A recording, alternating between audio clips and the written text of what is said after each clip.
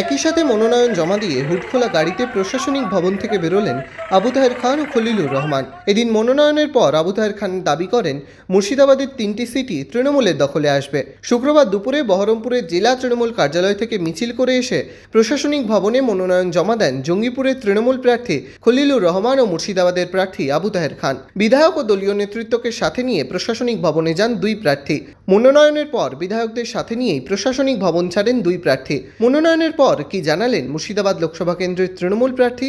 আমরা তো nomination submit করলাম, মানুষই তো ভরসা গণতন্ত্রে। আমরা তো মনে করি শীত গ্রীষ্ম বর্ষা সবসময় তৃণমূল কংগ্রেস কর্মীরা ভরসা। তো আমার জননেত্রী মমতা বন্দ্যোপাধ্যায়, আমাদের যুব নেতা এবং সেনাপতি অভিষেক বন্দ্যোপাধ্যায়, তিনি ইতিমধ্যেই ঘোষণা করেছেন যে মুর্শিদাবাদে আমরা 3টে সিটি পাব। আমাদের উপরে ভীষণ প্রত্যাশা।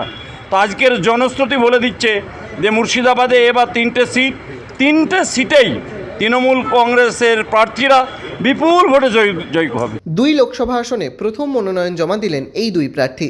এখনও এই দুই কেন্দ্রের বিজেপি, সিপিএম বা কংগ্রেস কোনো দলই তাদের মনোনয়নপত্র জমা করেননি। 7ই মে এই দুই আসনে ভোট, তার আগে শুরু হয়ে গেল মনোনয়ন জমা দেওয়ার পর্ব। Bureau report.